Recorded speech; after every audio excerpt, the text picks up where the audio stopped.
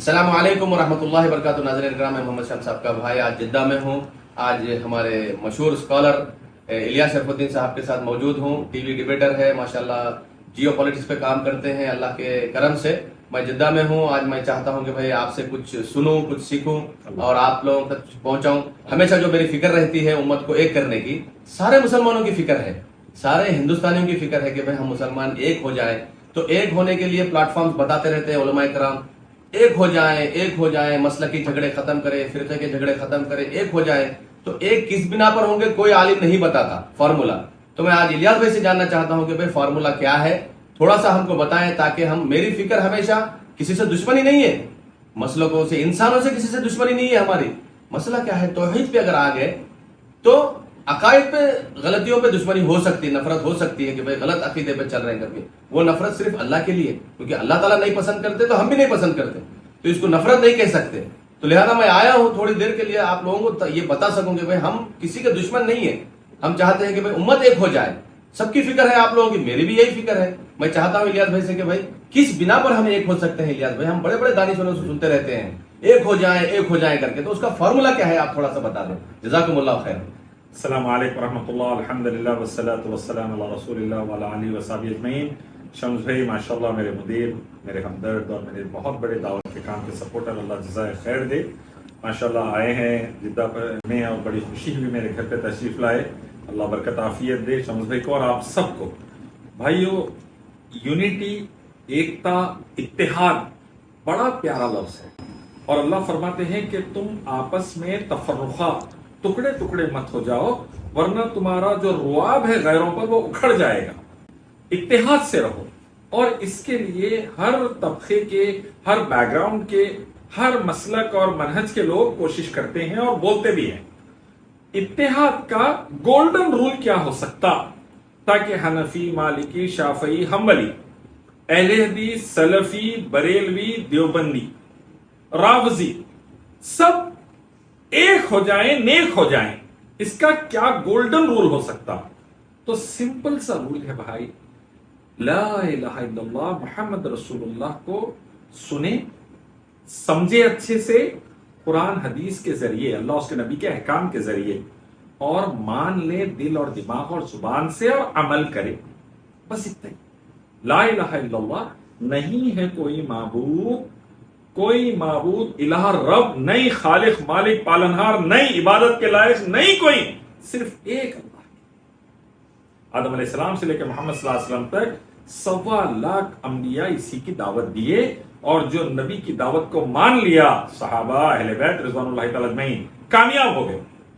کوئی مخلوق کی پوجا نہیں، لنگم، یونی، جانور، پتھر، مورتی، انسان، مردے، تاگے، تعویذہ، گنڈے پلیتم کی پوجا نہیں، صرف اللہ کی عبادت، رکوع، سجود، نماز، قربانی، تمام جینا مرنا اللہ کے لیے، ہر نیکی اللہ کے لیے، ہر گناہ سے بچنا صرف اللہ کے لیے.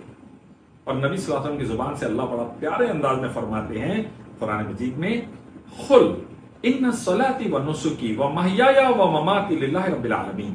کہہ دیجیے اللہ کے نبی، میری نماز، میری قربانی، میرا جینا، میرا مرنا صرف اللہ کے لیے. بس یہ طے کر لیجیے. دوسرا، محمد رسول اللہ، محمد صلی اللہ علیہ وسلم آخری نبی، سید الانبیاء، شافی محشر، صاحب قرآن، صاحب براق، مقام محمود کا مالک اللہ نے جنہیں بنایا، وہ محمد صلی اللہ علیہ وسلم کی اطاعت ہر معاملے میں. میرے بزرگ، میرے امام، میرے پیر، میرے والدین، میرے بڑے، میرے سب ایک طرف، اللہ کے بعد محمد صلی اللہ علیہ وسلم کی بات ایک طرف. تو اللہ ہی کی عبادت، عبد اللہ و اطیع الرسول، محمد صلی اللہ علیہ وسلم کی اطاعت. اتنا کر لیجئے، انشاءاللہ صحابہ کے جیسے یونائٹڈ ہو جائیں گے. اللہ تعالیٰ 11 نبیوں کا ذکر فرماتے ہیں اور کہتے ہیں نام لے کر کہ الیاس، ادریس اور دوسرے 11 انبیاء کا نام لے کر یہ کہتے ہیں کہ اگر یہ بھی اللہ کے ساتھ شرک کریں گے تو اللہ کے غضب سے ان کو بچانے والا کوئی نہیں رہے گا.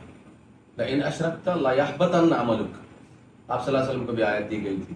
صاف طور پہ آپ بھی اگر شرک میں جائیں گے تو آپ کے تمام اعمال اللہ تعالیٰ غارت کر دے گا. تو اللہ کے ساتھ شرک نبیوں کو معاف نہیں ہے، ہم تو پیر کی دھول نہیں ہے، پوری امت کا کوئی مقام نہیں ہے نبی کے سامنے.